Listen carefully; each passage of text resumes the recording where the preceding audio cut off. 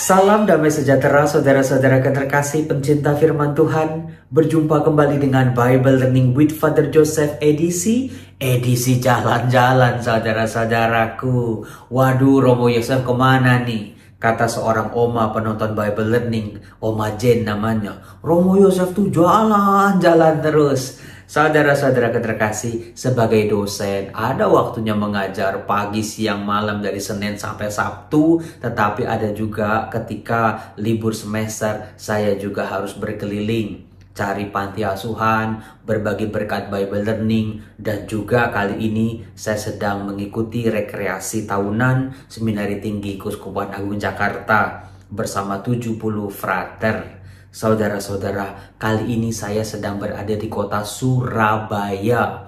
Wih, kota Surabaya, kota pahlawan dong Romo. Rujak cingur Romo jangan lupa, cuiminya Romo jangan lupa. Tenang, sudah semua. Meskipun saya tadi nyampe jam 5 sore, mandi, misa, lalu refleksi bersama. Ya sempet-sempet tadi GoFood ya. Saya sedang tinggal di mana coba? Di hotel ya Romo. Nggak mungkin kalau hotel ada ember-ember cuci kayak begini. Kalau ada ember cuci kayak begini pasti rumah retret. Saya sedang tinggal di, ini dia. Saya tinggal di Tarakanita Development Center 2 Surabaya. Ini pemiliknya adalah para suster-suster CB. Ayo suster Carolus Borromeus, para penonton Bible Learning, suster Oma, suster Sepuh, suster Eyang yang ada di Jogja. Apa kabar Anda semua? Para suster yang baik ini yang menjadi pendoa buat saya Romo Yosef ini. Suster CB adalah para suster yang betul-betul berkarya diinspirasikan oleh Santo Carolus Borromeus. Mereka berkarya di rumah sakit, ada rumah sakit Sin Carolus, bukan kalau di Jakarta ada sekolah Tarakanita. Maka kalau Anda mau ke Surabaya, bingung mau tinggal di mana, tinggalnya di sini. Kalau misalnya mau retret atau mau perutusan gitu, silakan hubungi aja nanti. Pokoknya carilah Tarakanita Development Center 2. Itu cari di Google pasti ada 3 lantai bagus, gedungnya pokoknya bagus, bersih. Kalau suster itu apian, pokoknya resian ya, bersih, rapi, tertata. Bayangin ember aja disediain. Saudara-saudara, kali ini saya mau mengangkat sebuah tema tentang bagaimana sih kita harus melatih rasa percaya kita. Sengaja saya pilih 2 ember ini. Saudara-saudara, apakah Anda tahu di antara salah satu ember ini isinya itu ada ular? Coba pilih yang A atau yang B. Romo pasti nipu ini, pasti bohong nih Romo Yosef, bercanda nih. Di rumah retret itu kan ember cucian kotor, mana mungkin ada ular. Saudara-saudara, betul bukan? Kalau kita diajak untuk percaya sesuatu, nggak mudah buat kita. Karena kita manusia yang berakal budi. Kita punya pengalaman. Nggak mungkin di kota besar di embernya itu ada ular. Tapi lain cerita kalau saya bilang di salah satu ember ini ada baju kotor. Wah, langsung kita bisa menebak dengan mudahnya kita percaya. Saudara-saudara terkasih, kalau Anda termasuk pribadi yang mudah percaya atau sulit percaya? Coba tulis di kolom komen ya. Ya Romo, saya itu orangnya mudah percayaan. Saya itu katanya polos Romo. Atau Romo, saya itu nggak gampang ditipu loh Romo. Pasti punya pengalaman-pengalaman yang tidak mengenakan. Bisa jadi seperti itu. Nah, saudara-saudaraku yang terkasih, dalam iman Kristiani, ternyata rasa percaya itu bukan cuma sekedar di mulut doang. Aku percayakan Allah Bapa yang Maha Kuasa gitu. Tidak, bukan cuma yang ada ditulis di KTP saja. Agamanya apa gitu ya. Bukan cuma sekedar di mulut, I believe, I believe, I believe. Tidak seperti itu. Rasa percaya lahir dari dalam hidup manusia, dari kedewasaan iman manusia yang bertumbuh dan berkembang bersama Tuhan. Maka rasa percaya iman itu tidak pernah bisa instan. Hari ini betul-betul bertobat, tapi besok nanti dulu, lihat sikon dulu Romo. Tidak bisa hidup Kristiani seperti itu.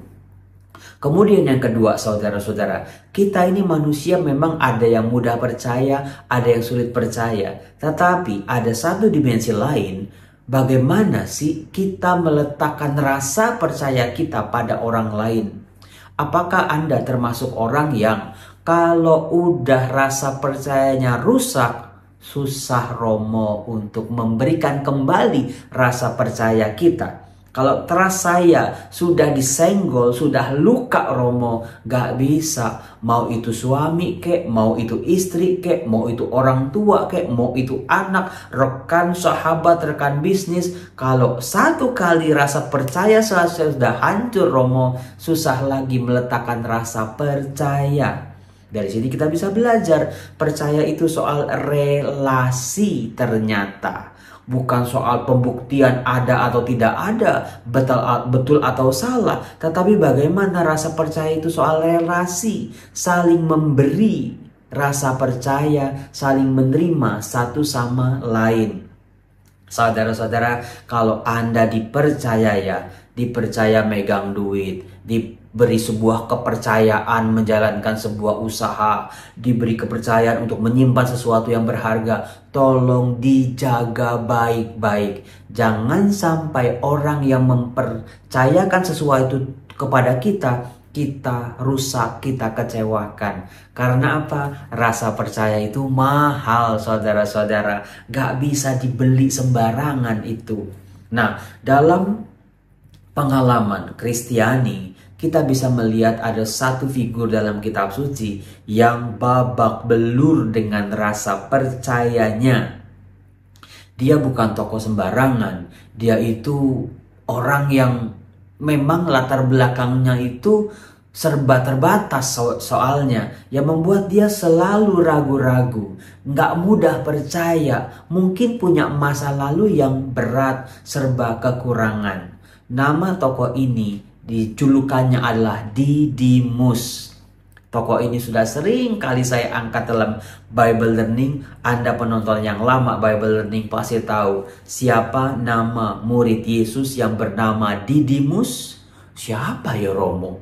Siapa ya? Kayaknya nggak ada Romo. Karena Didimus adalah julukan. Nama aslinya adalah Thomas. Wih, baru sadar Romo. Didimus itu artinya dari bahasa Yunani Didimos, artinya kembar. Entah dia punya kembaran atau mirip dengan orang terkenal. Ada teori yang mengatakan dia mirip dengan Tuhan Yesus, wajahnya. Nah, Thomas ini, saudara-saudaraku yang terkasih, punya problem. Trustnya dia ini, ketika dia menaruh rasa percaya, sulit buat dia karena ada luka, ada hati yang tidak damai. Meskipun kita semua sudah tahu, saudara-saudaraku, Thomas sudah 3 tahun mengikuti Tuhan Yesus, mendengarkan ajaran Yesus, sudah dipersiapkan oleh Tuhan Yesus, dibekali dengan berbagai macam cara sebagai seorang murid oleh Tuhan Yesus. Tapi ternyata jalan hidupnya, lika-likunya Thomas tidak mudah untuk percaya. Saudara-saudaraku, Thomas adalah seorang nelayan di Danau Galilea. Tapi dia ternyata dalam Alkitab digambarkan dia tidak memiliki perahu. Kalau Yakobus, Yohanes itu kan dikatakan mereka ayahnya punya perahu. Artinya itu nilai atau kekayaan atau statusnya itu lebih tinggi daripada nelayan yang lain. Karena punya perahu, punya hak milik atas perahu. Karena apa? Di zaman Yesus, saudara-saudara, waktu itu kan dijajah oleh penjajah Romawi. Nah, Herodes ini, raja wilayah, menarik pajak setinggi-tingginya untuk disetorkan kepada para penjajah Romawi ini. Salah satunya adalah ada pajak perahu, pajak jala, segala macam pajak ikan, itu ditarik setinggi-tingginya. Orang yang punya perahu saja itu hidupnya sudah babak belur. Apalagi Thomas ini, dia tidak memiliki perahu, dia hanyalah bekerja pada orang lain. Dia bekerja membantu nelayan yang lain yang memiliki perahu. Maka hidupnya itu goleng-goleng. Dia paling ngerti apa arti kekurangan. Dia paling ngerti apa arti rezekinya sedang kembang kempis, tergantung dengan hidup orang-orang lain. Bagaimana, apakah dia mau dipekerjakan atau tidak? Apakah nanti danaunya mengamuk atau tidak? Jadi hidupnya selalu penuh dengan kekhawatiran karena penuh dengan kekurangan demi kekurangan. Hidupnya sangat terbatas, sangat memprihatinkan. Mudah-mudahan dengan penjelasan saya ini Anda jadi ngerti kenapa Thomas tidak mudah percaya dengan Tuhan Yesus. Nah, saudara-saudaraku terkasih, sejak dia dipanggil oleh Tuhan Yesus, namanya disebut di antara ribuan orang pada waktu itu. Mungkin kita bisa membayangkan, meskipun tidak dicatat dalam kitab suci, dia mungkin juga ragu. Kok aku? Kenapa aku yang dipilih? Kenapa nama aku yang disebut? Karena apa? Landasan percayanya belum kuat atau masih goyah dan ragu. Maka kalau orang meragu-ragukan panggilannya, meragu-ragukan keterpilihannya sebagai murid Tuhan, apapun yang diajarkan oleh Tuhan Yesus akan diragu-ragukan. Apapun yang dibuktikan, yang dihadirkan oleh Tuhan Yesus, dia akan selalu ragu-ragu. Maka hati-hati saudara-saudara dengan sebuah keragu-raguan. Manusia boleh saja meragu-ragukan segala sesuatu. Boleh saja untuk mencari kebenaran, untuk waspada, tidak mudah ketipu. Tetapi kepada Tuhan, manusia harus bisa menyerahkan rasa percayanya pada Tuhan. Dan dia yakin dan percaya Tuhan tidak akan mengecewakan kehidupannya. Apakah Anda ada di fase ini atau masih jauh rasanya? Romo, kalau saya itu percaya sama Tuhan, lebih mudah percaya sama setan, sama hantu yang begitu-begituan, sama tahayul, sama kuasa-kuasa yang lain-lain itu. Kalau lagi jalan di tempat gelap sendirian, lampunya remang-remang, hati-hati, nanti ada setan misalnya, nanti ada suara-suara, nanti ada penampakan, Anda langsung drop, langsung takut, langsung cemas. Sebegitu mudahnya manusia lebih percaya pada hantu daripada kepada Tuhan. Mengaku beragama, ke gereja dengan firman Tuhan, tapi ada masalah sedikit. Wah, Tuhan, engkau di mana? Tuhan, kenapa engkau tidak peduli? Tuhan, mengapa kemahakuasaanmu terbatas dalam hidupku? Itu saudara-saudara yang harus diperbaiki. Nah, kemudian saudara-saudaraku yang terkasih, problem dalam diri Thomas ternyata bukan hanya Thomas tidak percaya pada Tuhan Yesus yang bangkit. Ternyata ada sebuah masalah yang tidak kalah peliknya, tidak kalah problematiknya, yaitu Thomas tidak percaya kepada teman-temannya, para rasul yang lain ini, saksi-saksi akan kebangkitan.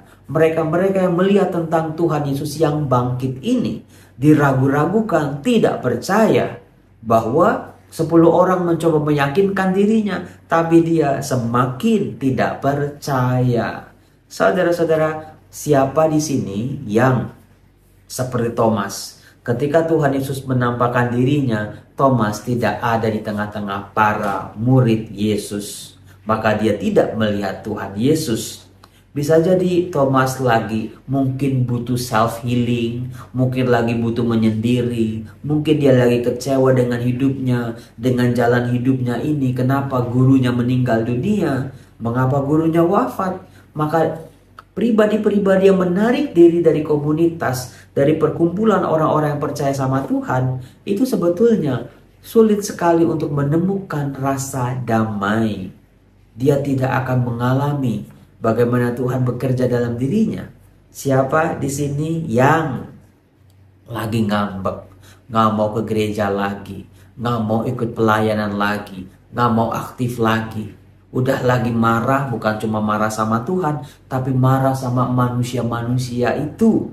Romo, saya digosipin lah, saya diomongin yang enggak-enggak lah, saya dicurigain lah Romo, saya dicuekin lah Romo, saya tidak dihargai lah Romo, dan lain sebagainya. Hati-hati, kalau Anda sedang seperti itu, balik, cepat balik sebelum hidup Anda semakin parah, semakin jauh dari Tuhan. Nah, itu terlihat dari pengalaman Thomas ini, saudara-saudaraku. Bagaimana dikatakan Begitu para murid yang lain mengatakan, "Kami telah melihat Tuhan." Tetapi Thomas berkata, "Sebelum aku mencucukkan jariku ke dalam bekas paku itu, sebelum aku melihat bekas paku itu pada tangannya," dia melihat pakai mata. "Sebelum aku mencucukkan jariku ke dalam bekas paku itu, pakai jarinya, dan mencucukkan tanganku ke dalam lambungnya, pakai seluruh tangannya." Bagaimana ini? Penolakannya, ketidakpercayaannya makin besar, makin besar. "Aku sama sekali tidak akan percaya." Ini keras saudara-saudara, dan pasti ini melukai 10 murid yang lain. Nah, 8 hari kemudian Thomas hadir di antara para rasul yang lain, dan mereka juga akhirnya melihat Tuhan. Nah, penting sekali yang dikatakan oleh Tuhan Yesus di hadapan para rasulnya, di hadapan Thomas pada waktu itu.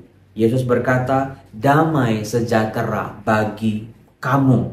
Saudara-saudara, bisa jadi kata-kata ini dilontarkan, difokuskan untuk Thomas yang waktu itu hidupnya sedang tidak damai. Tidak ada damai di antara hubungan relasi Thomas dengan para rasul yang lain. Tidak ada damai. Maka Tuhan Yesus ketika menampakkan diri, sebelum nanti mengajak Thomas untuk percaya, kuncinya damai dulu. Maka saudara-saudara, sulit sekali setiap keluarga merasakan kehadiran Tuhan kalau tidak ada damai di dalamnya. Ribut terus, berantem terus, rebutan warisan terus, sulit sekali. Kalau yang keluar adalah kata-kata kebun binatang, bagaimana mereka mau melihat Tuhan dan merasakan Tuhan? Karena tidak ada rasa damai. Maka ciptakanlah rasa damai dalam relasi-relasi kita dalam keluarga. Kakak adik yang lagi ribut, coba damai sekarang. Suami istri yang lagi perang dingin, coba damai sekarang. Hadirkan Tuhan dalam kedamaian.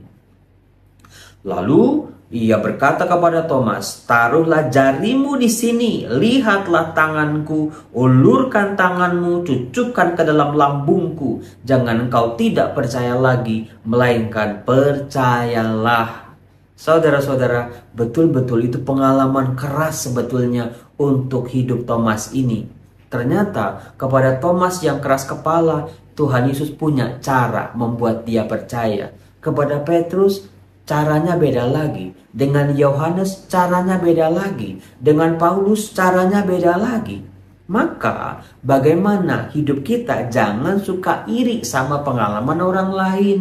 Kenapa orang lain begini, aku begitu? Jangan dibanding-bandingkan karena beda. Cara Tuhan Yesus yang sama ini memperlakukan kita secara berbeda-beda, seturut dengan apa yang kita butuhkan. Nah, Thomas menjawab, baru dah tuh, "Ya Tuhanku dan Allahku." Lalu Yesus berkata, "Karena telah melihat aku, maka engkau percaya. Berbahagialah mereka." Siapa mereka itu, saudara-saudara? Saya dong, Romo. Saya dan juga termasuk Anda. Berbahagialah mereka yang tidak melihat namun percaya. Saudara-saudara, percaya tidak bisa hanya mengandalkan mata, telinga, mulut, tetapi percaya adalah tanggapan manusia, lahir dari kedewasaannya, kematangan rohaninya, bagaimana memaknai pengalaman-pengalamannya. Bagaimana memupuk rasa percaya, Romo? Maknai setiap hidup Anda, setiap detiknya, setiap harinya. Jangan berlalu begitu saja, makin lama hilang, lalu Tuhan Yesus tidak pernah, seolah-olah tidak hadir dalam diri kita. Maknai suka duka kita, canda tawa kita, tangis air mata kita, dimaknai. Jatuh bangun kita, berhasil atau gagal, dimaknai. Tuhan, terima kasih. Melalui itu semua Engkau hadir. Melalui itu semua Engkau kuatkan aku. Disitulah saudara-saudara, kita letakkan rasa percaya kita sama Tuhan. Dan jangan lupa, Tuhan juga meletakkan rasa percayanya dalam diri kita. Kalau kita aja rasa percaya kita dirusak sama orang, kita kecewa setengah mati. Maka jagalah rasa percaya dalam diri kita yang diletakkan Tuhan dalam batin kita. Jaga itu, jangan kita mengecewakan Tuhan. Saudara-saudaraku yang terkasih, saya Romo Yosef mengharapkan bahwa kita semua pada akhirnya sampai ke dalam sebuah proses semakin percaya, semakin percaya, semakin percaya. Kalau orang percaya tapi tidak bisa berserah juga buat apa? Tuhan, aku percayakan Tuhan, ku serahkan Tuhan seluruh hidupku. Secara dunia mungkin aku rugi, secara hitung-hitungan matematika aku tuh akan dianggap bodoh, tapi aku mau percaya Tuhan bahwa firman-Mu, ajaran-Mu, cinta-Mu sangat besar untukku dan bisa menjadi kekuatan dalam hidupku. Salam damai sejahtera saudara-saudaraku. Ini sudah malam sekali, saya harus tidur karena besok jam 3 pagi harus bangun. Semoga Anda juga penuh dengan sukacita, sama seperti saya di sini. Bye-bye, Tuhan Yesus berkati.